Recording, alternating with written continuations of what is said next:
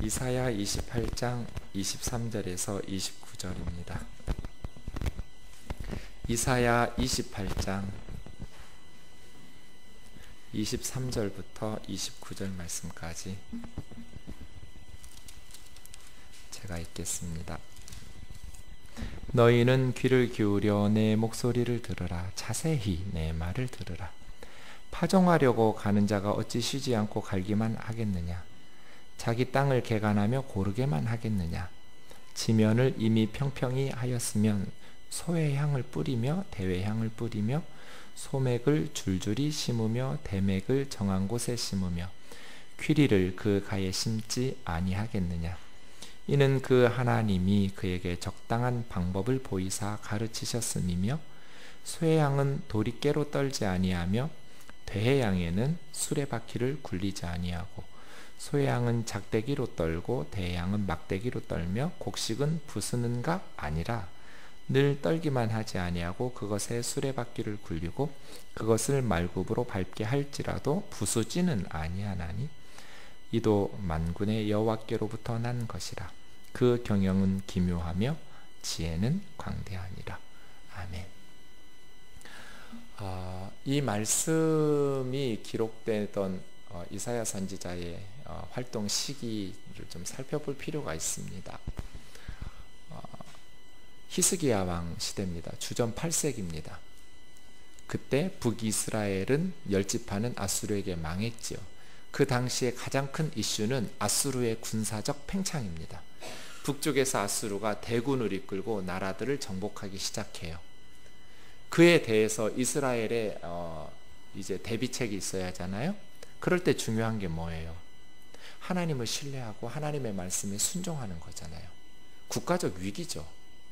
그럴 때 하나님을 섬기는 이스라엘 백성들이 먼저 점검해야 될 것은 하나님에 대한 신앙, 하나님에 대한 신뢰, 이런 것이었는데 북이스라엘은 애굽하고 동맹을 맺으면서 반아수르 정책을 펴다가 망합니다. 그때가 주전 722년입니다. 남쪽 유다 히스기야는 어땠을까요? 비슷한 정책을 취합니다.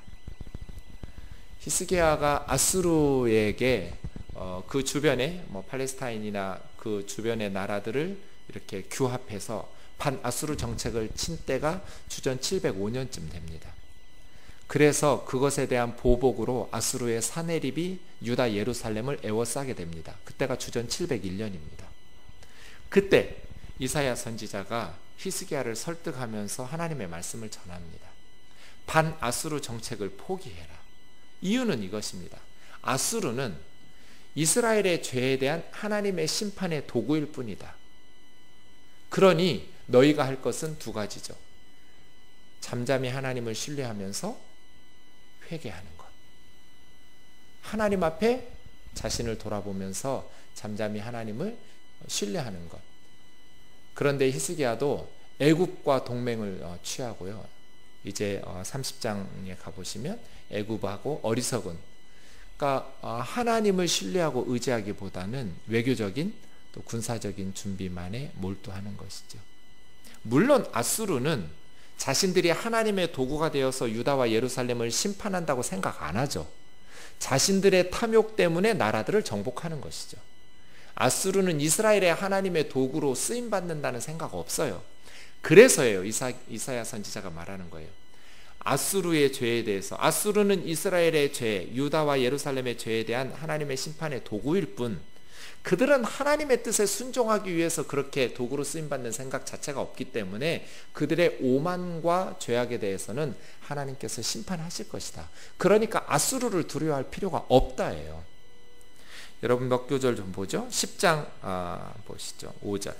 이사야 앞으로 가시면 이사야가 뭐라고 유다 예루살렘 백성들에게 말하냐면 10장 5절이요.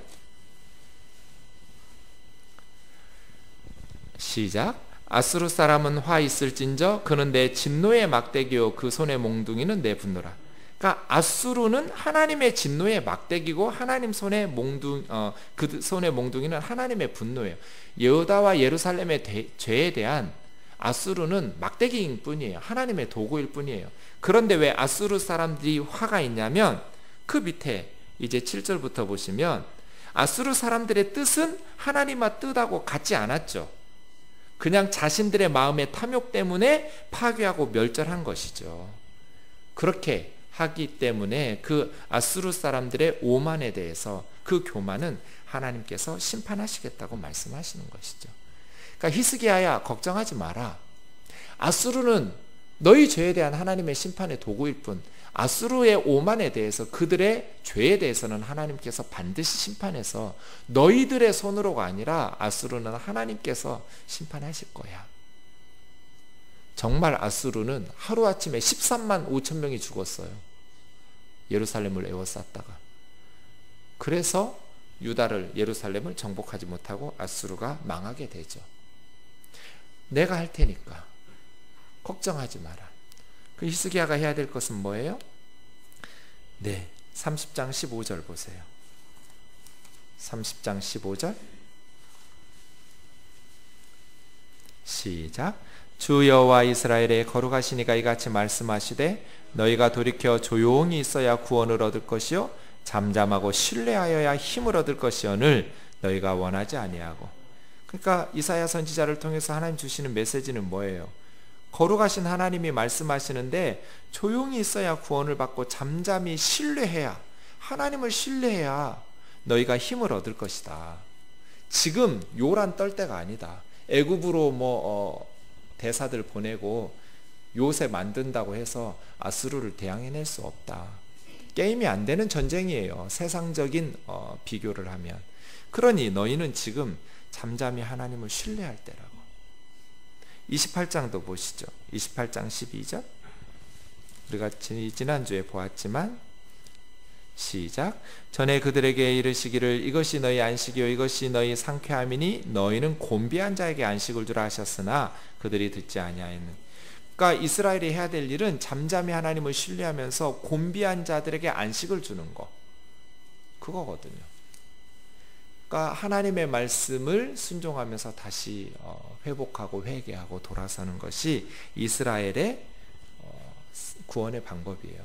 아수르와의 군사적 대결, 이것은 방법이 아니에요.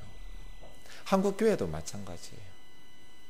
한국 교회가 힘을 얻을 수 있는 방법은 세상적인 방식으로 세상하고 싸우는 게 아니에요.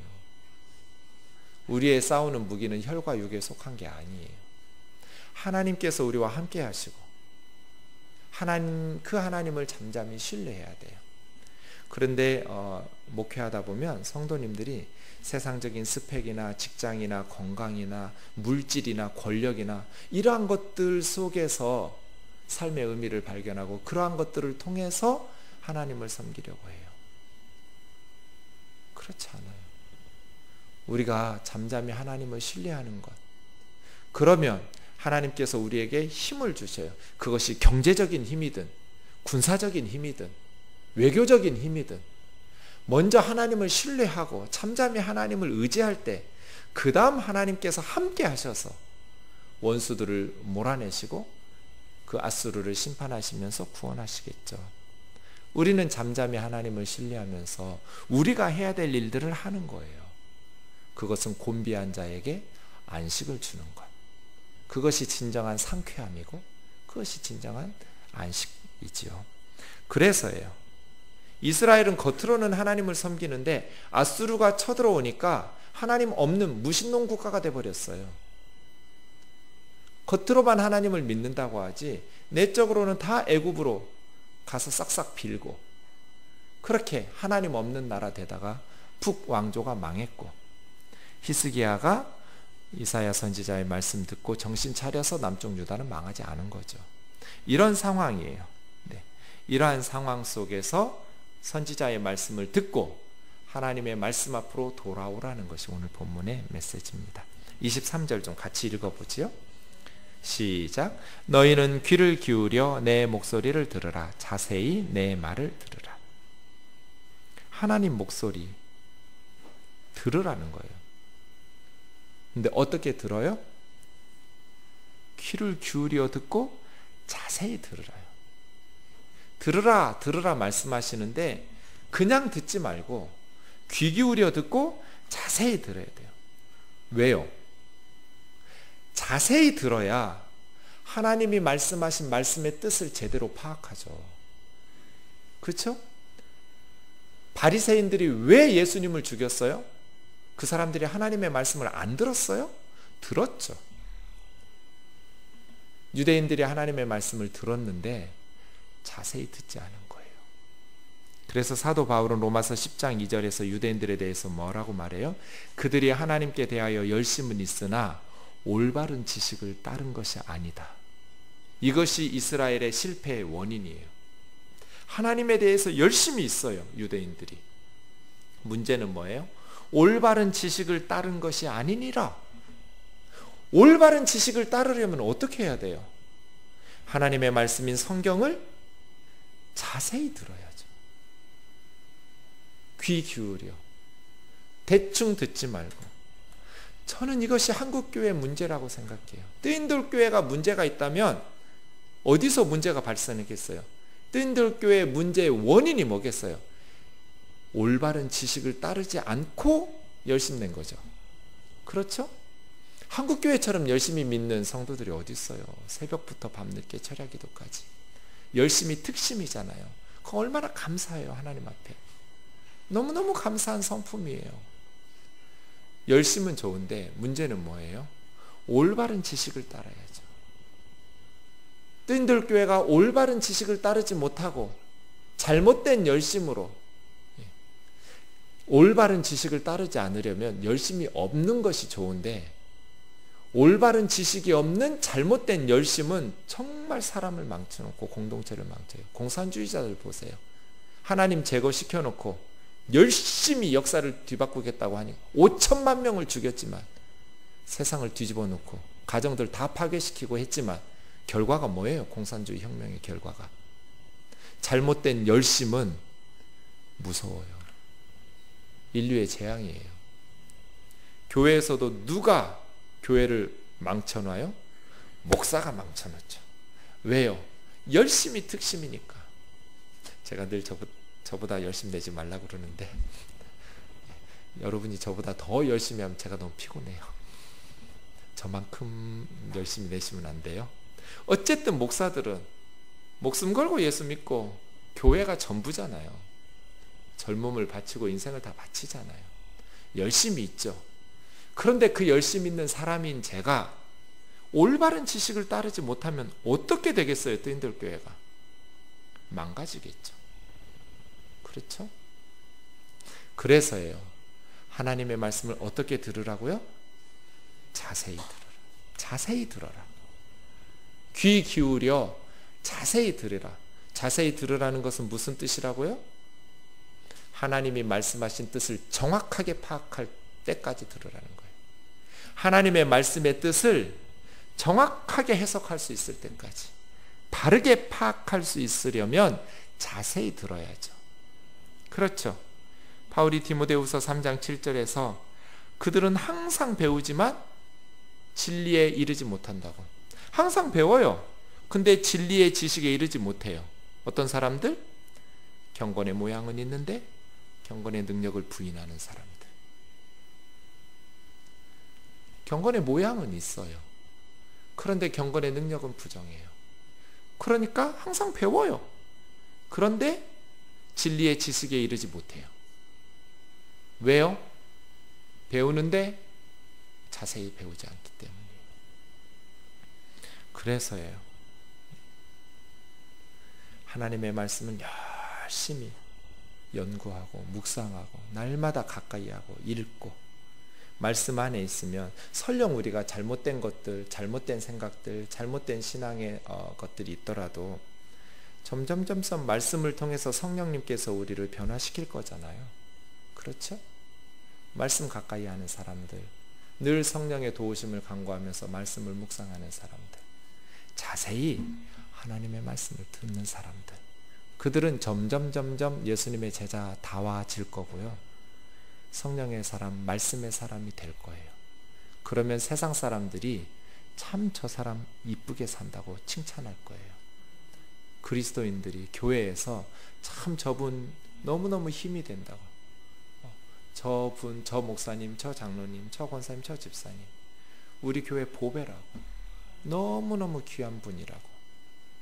우리가 말씀을 제대로 듣고 그 말씀 의해서 순종하면서 살아가면 우리가 점점 그렇게 변하겠죠. 그죠?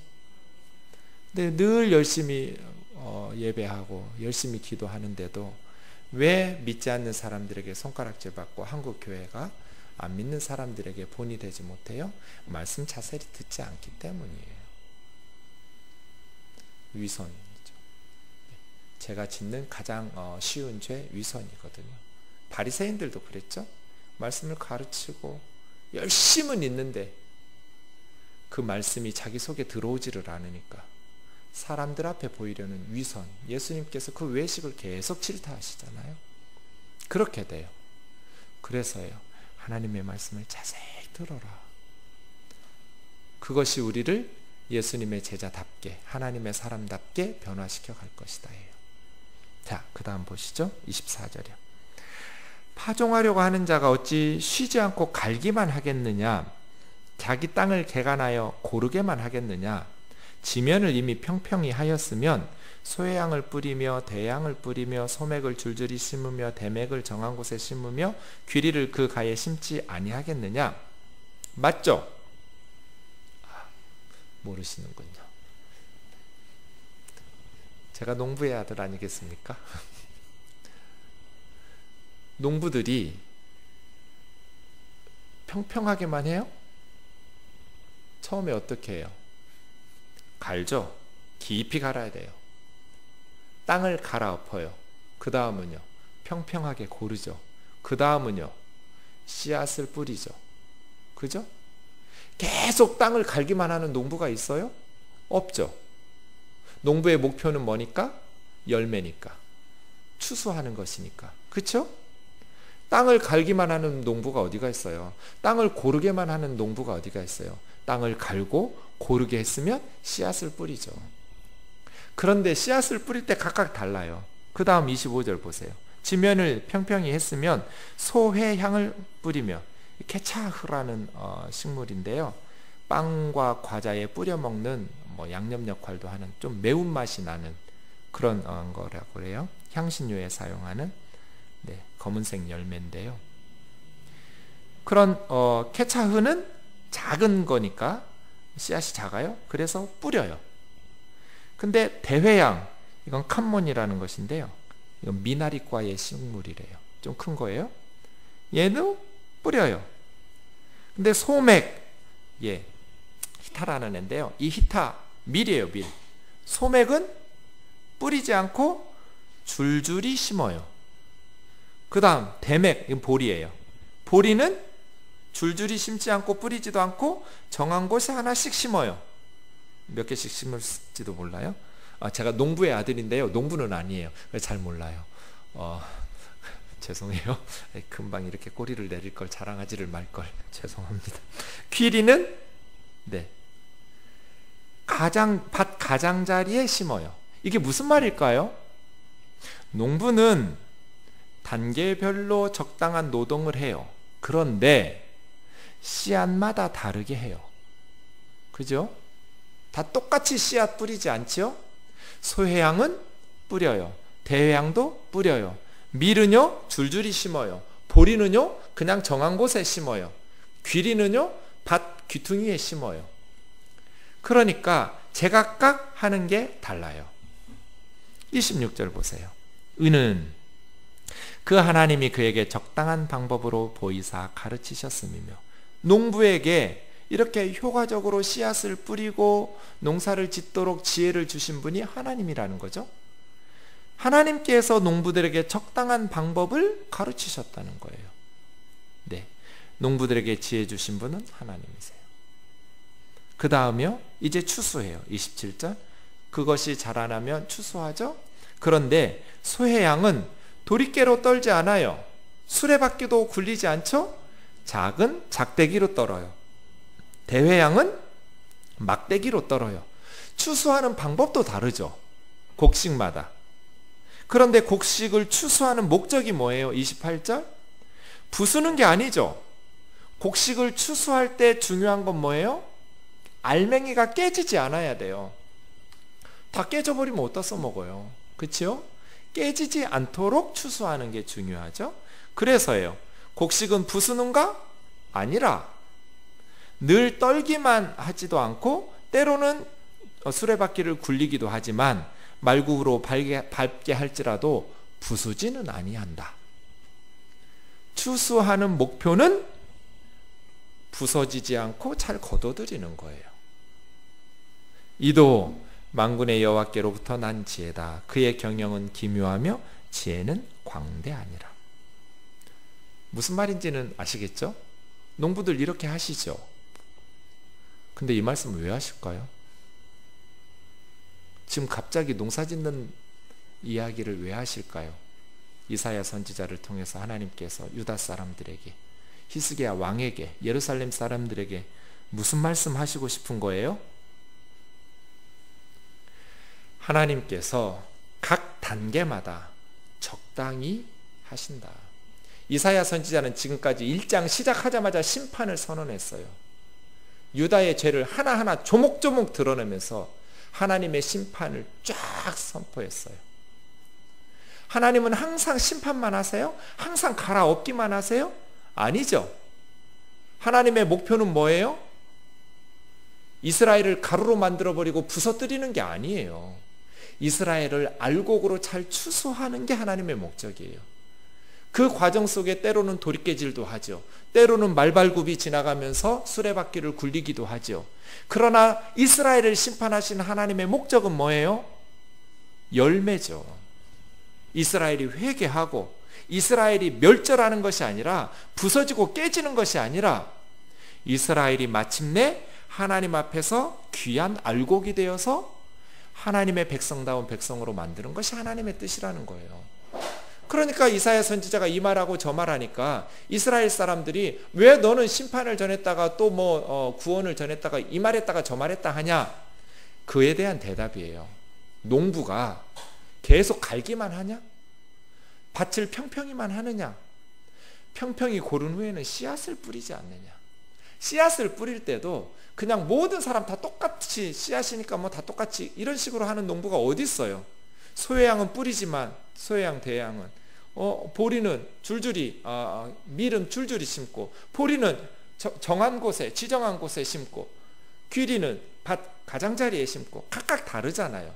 하나님께서 이스라엘을 다룰 때도, 또 하나님께서 개인이나 공동체나 나라를 다루실 때도 각각 다르다는 거예요. 단계마다 다르고 죄에 대해서 심판하실 때가 있고, 그러나 그들이 회개하고 뉘우칠 때는 그들을 씨앗을 심을 때가 있고 추수할 때가 있고, 그러나 그 모든 것에 대한 목적은 알곡이에요. 알곡.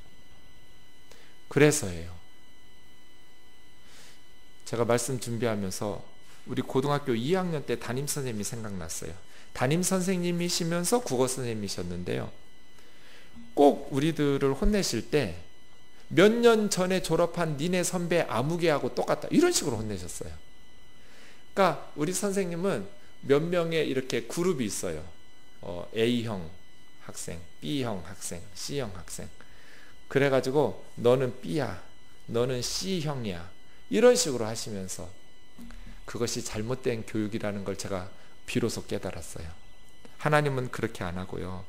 소회양은 소양대로, 대회양은 대양대로, 밀은 밀대로, 보리는 보리대로, 한 사람 한 사람 각각 다루신다는 거잖아요.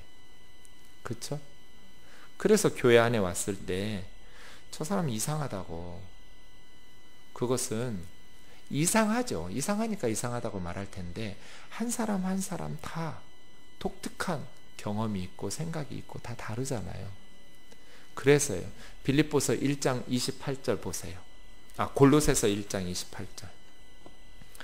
저는 이것을 제 목회 철학이라고 말해요. 골로새서 1장 28절 29절까지 보는데요. 신약 325페이지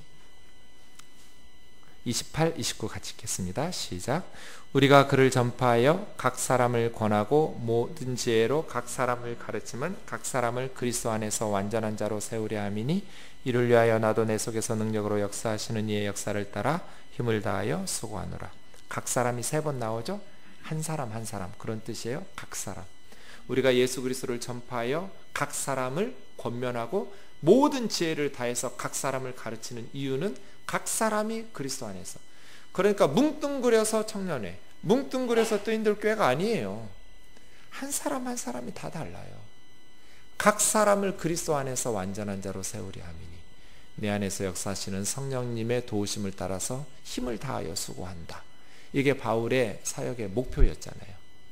이게 바울의 목회 철학이에요. 한 사람 한 사람. 몇 명이 모였냐? 이게 뭐가 중요해요? 그 안에 있는 한 사람 한 사람이 예배하는 거죠. 한 사람 한 사람이 하나님 섬기는 거죠. 하나님께서 사람들을 다루실 때, 대하실 때 어떤 유형의 틀에 넣고 뭉뚱그려서, 하나님 좀 바쁘시고 좀 귀찮으시면 대충 똑같이 만들 수도 있잖아요. 근데 하나님께서 만드신 건 똑같은 게 하나도 없잖아요. 쌍둥이도 다르잖아요. 그죠? 저 같으면 좀 때로는 슬럼프에 빠지고 귀찮기도 하고 그냥 대충 그냥 이렇게 뭐 어차피 모를 테니까 아프리카에 있는 애들 뭐 똑같은 애들 이렇게 한국에 한뭉탱이 만들고 막 대충대충 옛날에 만드는 애들 또 만들고 막 이러실 수도 있을 거잖아요. 하나님 그렇게 안 하시잖아요. 한 사람 한 사람 다르게 만드시잖아요. 그렇죠? 한 사람 한 사람. 이사야가 하고 싶은 얘기가 그 얘기예요. 각 사람. 하나님께서 사람을 대하실 때, 민족을 대하실 때 각각 다르게 대하신다. 그래서예요. 똑같이 어떤 틀에 맞춰서 사람들을 해석하고 그렇게 길러내려 하지 마라. 이죠. 이 말씀은 우리에게 너무너무 위로가 돼요. 하나님의 목표는 부수는 게 아니에요. 농부가 열매를 부서뜨리는 게 추수의 목적이 아니잖아요. 그러려고 1년 동안 고생하는 게 아니잖아요. 열매를 잘 거두는 게 목표잖아요. 하나님께서 이스라엘을 심판하시기도 해요. 때로는 막대기로 때리기도 하고, 어떤 사람은 도리깨질로 때리기도 하고, 어떤 사람은 말 발굽으로 집 밟아버리시기도 하고, 아수르를 동원하시기도 하고, 바벨론을 동원하시기도 하고. 그러나 하나님의 목적은 심판이 아니라 구원하는 거예요. 알곡으로 하나님 앞에 돌아오는 거거든요. 하나님의 백성답게 쭉정이 되지 않고 알맹이 되어서 하나님 앞에 귀하게 쓰임받는 저와 여러분 되기를 주의 이름으로 축원합니다. 말씀 붙들고 기도하겠습니다.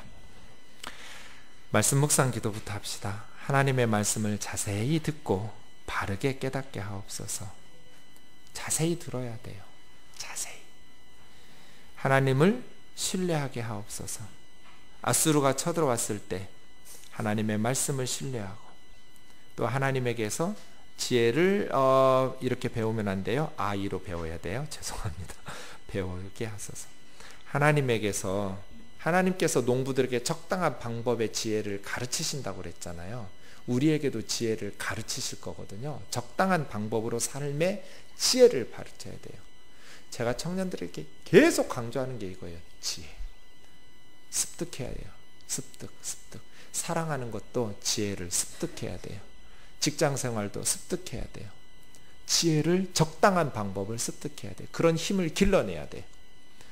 하나님에게서 우리에게 필요한 지혜를 배울 수 있도록 말씀 묵상하면서 같이 기도하겠습니다.